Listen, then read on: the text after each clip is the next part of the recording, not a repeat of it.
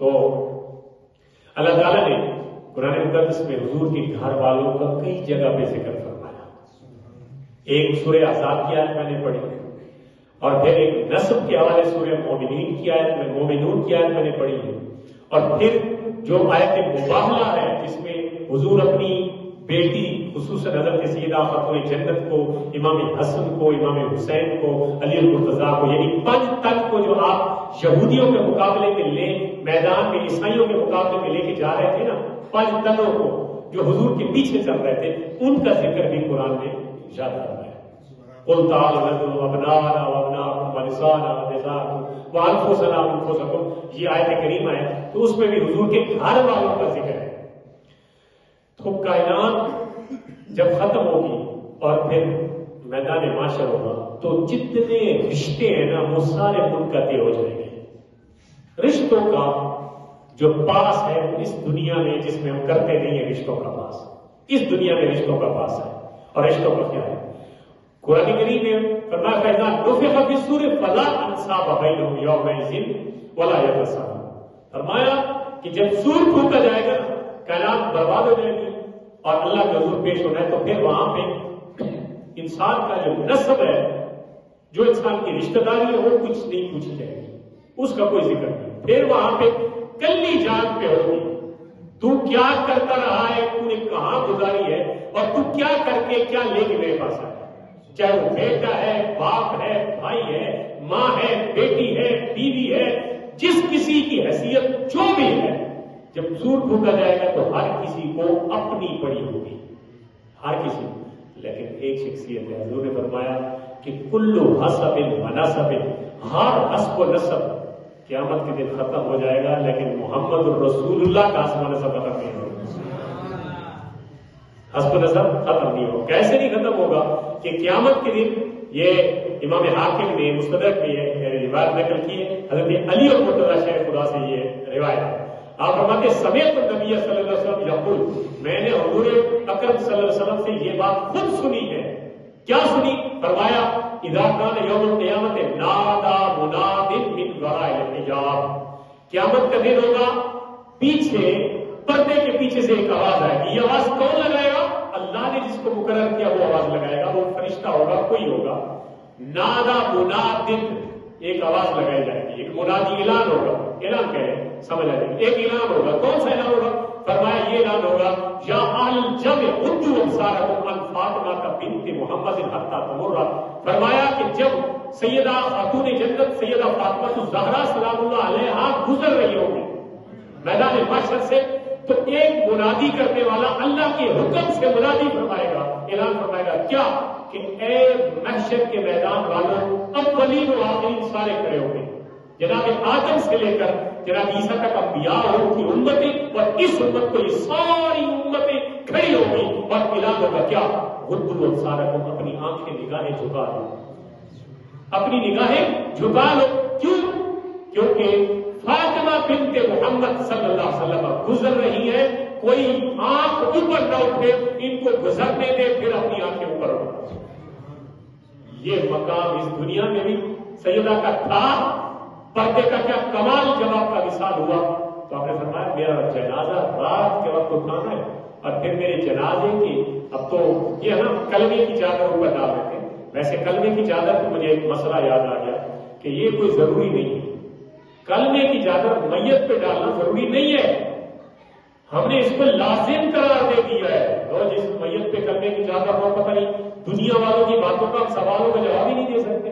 بھائی یہ لازم نہیں ہے، یہ برکت کے لیے ڈال دی جاتی ہے. اگر نہ ملے تو نہ بھی ڈالے کبھی کبھار، تاکہ کوئی بندہ یہ نہ سوچے کہ یہ تو فرض واجب ہو بھی ہے بھائی. اس لیے یہ میں نے مسئلہ کے طور پہ بیان کر دیا، اس کو ذہن میں رکھیے کہ کلمے کی چادر میت پہ ڈالنا ضروری نہیں ہے. اس کے لیے وہی جو اس کا اپنا ہے کفن ہے وہی کافی.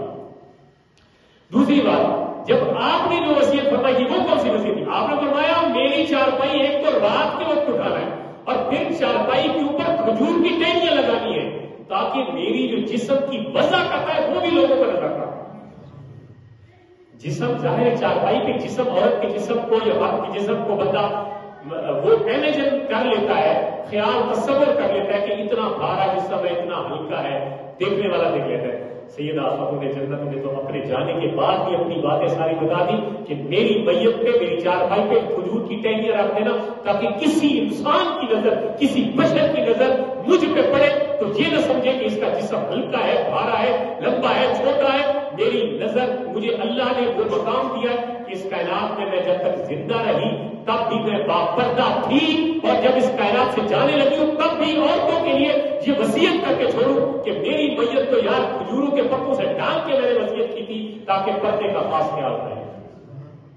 ہماری تو زندہ ہی پردہ نہیں کرتی، ہماری تو زندہ ہی پردہ نہیں کرتی، ہمارے کہنے پہ بھی نہیں کرتی. وہ ہم شعر ہیں، ہم ان کے مطلب وہ الرجال قوامون علی النساء کے حکم کے تحت ان پہ حاکم بنے ہوئے ہیں. باقی ہماری ساری باتیں شاید مانتی ہوں گی اور شاید ان کی تو 110% ہم مانتے ہوں گے، لیکن ایک بات وہ ہماری نہیں مانتی کہ پردہ کیسے. یہ اسلام کا بنیادی حق ہے عورت کے لیے کہ وہ پردہ ہے. اس کی میں اور تفصیل میں جاؤں تو میری اپنی بات رہ جائے گی. اعلیٰ حضرت نے کیا خون فرمایا تھا؟ فرمایا خون خیر رسول سے ہے جن کا خبیر، خون خیر رسول سے ہے جن کا خبیر، ان کی بے لوث طینت پہ لاکھوں سلام.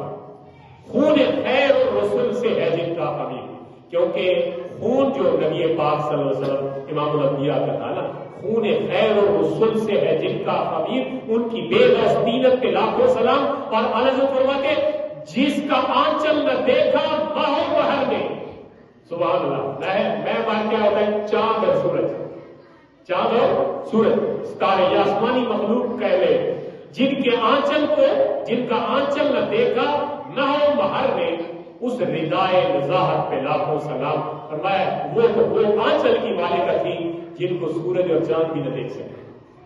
تو ان کی عصمت، ان کی عفت، ان کی پاک دامنی، ان کے پردے، اللہ تعالیٰ ان کو ان کے صدقے ہماری عورتوں کو، ہماری اس امت کی عورتوں کو اللہ تعالیٰ وہ پردہ عطا فرما دے جو مطلوب تھا، جو مقصود تھا اسلام کا.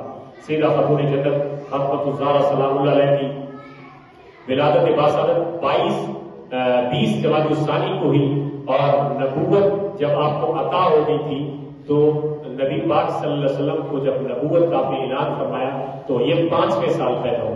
یعنی ٹوٹل آپ کی عمر، نبی پاک صلی اللہ علیہ وسلم کی عمر اس وقت 45 سال تھی جب حضور کی سب سے چھوٹی صاحبزادی حضرت فاطمہ پیدا ہوئی. یہ حضرت فاطمہ اس وقت پیدا ہوئی. اور آپ کا وصال کب ہوا؟ آپ کا وصال جو ہے وہ اس کو 3 رمضان المبارک کو 11-12 ہجری کو ہوا. یعنی پہلے سال 6 مہینے بعد جو ہے 11 ہجری کو وصال ہوا. حضور نے وصال فرمایا اور حضور کے وصال کے 6 مہینے بعد حضرت عائشہ، حضرت سیدہ خاتون جنت فاطمہ الزہرا کا وصال ہوا. یعنی بہت تھوڑی عمر انہوں نے حضرت علی المرتضیٰ شیر خدا کے ساتھ گزاری. لیکن اس کے باوجود آپ کے جو اولاد ہے حضرت امام حسن اور حضرت امام حسین بیٹوں میں سے، اور آپ کی بیٹیوں میں تھے حضرت زینب بنت علی اور حضرت ام کلثوم بنت علی. یہ حضرت فاطمہ کی اولاد میں سے.